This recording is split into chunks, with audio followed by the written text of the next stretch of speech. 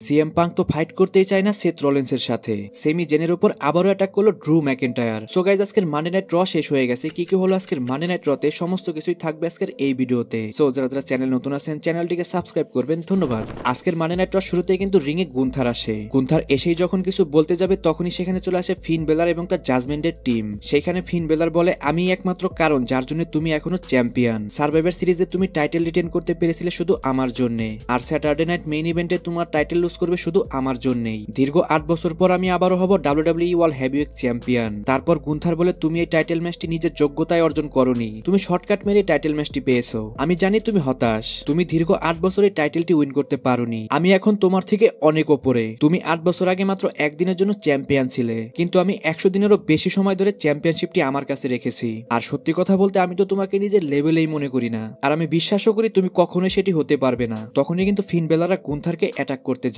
ঠিক তখনই সেখানে চলে আসে ড্যানিয়াম প্রিস্ট। ড্যানিয়াম প্রিস্ট এসে জাজমেন্টের সমস্ত মেম্বারদের মারতে থাকে, কিন্তু ড্যানিয়াম প্রিস্টের উপরই অ্যাটাক করে গুন্থার। তখনই গুন্থারকে একদম ডিস্ট্রয় করে দেয় জাজমেন্টে, আর ড্যানিয়াম প্রিস্টকেও একদম ডিস্ট্রয় করে দেয় ফিন বেলার। গাইস, প্রতি সপ্তাহের মতো এই সপ্তাহে কিন্তু ফিন বেলারকে অনেক স্ট্রঙ্গার দেখানো হচ্ছে। আমি পার্সোনালি চাইবো ফিন বেলারকে খুব তাড়াতাড়ি যেন ডাব্লিউডাব্লিউ একজন মেইন ইভেন্ট সুপারস্টার করে তোলে। তারপর final test event versus white 6 এর 8 ম্যান ট্যাগ টিম ম্যাচ শুরু হয়ে যায়। আর এই ম্যাচটার মধ্যে ফাইনাল টেস্ট ইভেন্টের এই চাচার কারণে কিন্তু ফাইনাল টেস্ট ইভেন্টই উইন করে যায়। তারপর ব্যাকস্টেজে সিএম পাঙ্কের একটা ইন্টারভিউ নেওয়া হয়। সেইখানে সিএম পাঙ্ক বলে, আমি সবাইকেই বলতে চাই আমি ফাইট করতে লজ্জা পাই না। আমি বুঝতে পারছি না কেন সেথ রলিন্স আমাকে হেট করছে। আমি তো সেথ রলিন্সকে হেট করি না। আমি 16 বছরে সেথ রলিন্সকে ট্রেনিং দিয়ে একজন রেসলার করে তুলেছিলাম, এবং ডাব্লিউডাব্লিউ যখন সেথ রলিন্সকে বের করে দিত আমি তাকে শিল্ডের মেম্বার করে দিয়েছিলাম। এটাও মানতে হবে সেথ রলিন্স অনেক ট্যালেন্টেড। এর কারণে সে কয়েকবার ডাব্লিউডাব্লিউ ওয়ার্ল্ড হেভিওয়েট চ্যাম্পিয়ন এবং কি মানি ইন দ্য ব্যাংকও উইন করেছে, কিন্তু তার থেকে আগে আমি এই সব কিছুই অ্যাচিভ করে ফেলেছি। সো গাইস, এর মাধ্যমে কিন্তু আমরা জানতে পারলাম সেথ রলিন্সকে সিএম পাঙ্কের ট্রেনিং দিয়ে একজন প্রফেশনাল রেসলার করে তুলেছিল।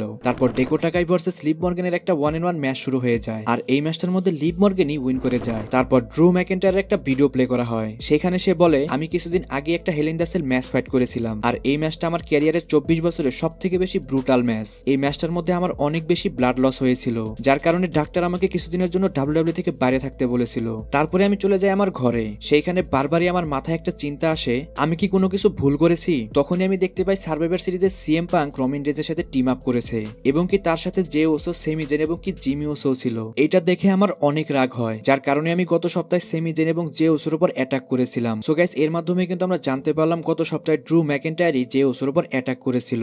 তারপর সেথ রলিন্স রিং এ আসে। সে এসেই সিএম পাঙ্ককে ফ্রড বলে। সেথ রলিন্স বলে, আমি মানছি সিএম পাঙ্ককে আমাকে ট্রেনিং দিয়েছিল।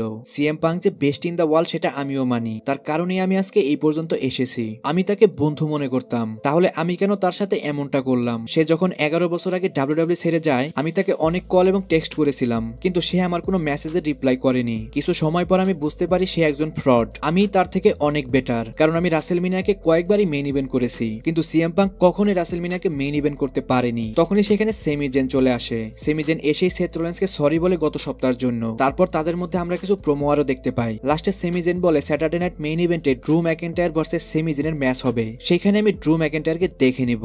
এই কথা বলে যখনই সেমি জেন চলে যাচ্ছিল তখনই সেমি জেনের উপর অ্যাটাক করে Drew McIntyre. So guys, Saturday night main ইভেন্টে তাদের মধ্যে যে ম্যাচটা হবে সেটা কিন্তু অসাধারণ একটা ম্যাচ হবে, এই বিষয়ে কোনো সন্দেহই নেই। তারপর Zelina Vega versus Bulgaria versus Ivy নায়ারের ট্রিপল থ্রেটে একটা ম্যাচ শুরু হয়ে যায়। আর গাইস, এই ম্যাচটা ছিল কিন্তু উইমেন ইন্টারকন্টিনেন্টাল চ্যাম্পিয়নশিপের জন্য টুর্নামেন্টের ম্যাচ, আর এই ম্যাচটার মধ্যে বুলগেরিয়া উইন করে সে সেকেন্ড রাউন্ডের জন্য কোয়ালিফাই হয়ে যায়। তারপর নিউ ডে রিং এ আসে। সেখানে কোফি কিংস্টন কিছু বলতে যাচ্ছিল, কিন্তু অডিয়েন্সরা তাকে এতই বুক করছিল যে কোফি কিংস্টন এবং জেভিয়ার ব্রুস কিছুই বলতে পারছিল না। সেখানে তাদের দুইজনকে অডিয়েন্সরা এতই বুক করছিল যে তারা কিছু না বলতে পেরে সেখান থেকে চলে যায়। গাইস, আমার দেখা ডাব্লিউডাব্লিউ হিস্টোরিতে সব থেকে কড়া বু ছিল এটি। তারপর আজকের main event Rhea Ripley versus রাকেলের এনিথিং গোস ম্যাচ শুরু হয়ে যায়। গাইস, এর মানে হলো এই ম্যাচের মধ্যে সবকিছুই লিগাল। এই ম্যাচের মধ্যে কিন্তু এক্সট্রিম লেভেলের ফাইট দেখা যায়, এবং কি এই ম্যাচের মধ্যে অনেক ব্রুটালিটিও ছিল। এক পর্যায়ে লিভ মর্গান এসে ইন্টারফেয়ার করে, কিন্তু লাস্টে রিয়া রিপ্লিকে বাঁচাতে সেখানে চলে আসে ইও স্কাই। আর গাইস, এই ম্যাচটার মধ্যে রিয়া রিপ্লি উইন করে যায়। এর মাধ্যমে কিন্তু আজকের মানডে নাইট র শেষ হয়ে যায়। সো গাইস, আজকের ভিডিও এই পর্যন্তই। রেসলিং সম্পর্কে সমস্ত নিউজ এবং আপডেট জানার জন্য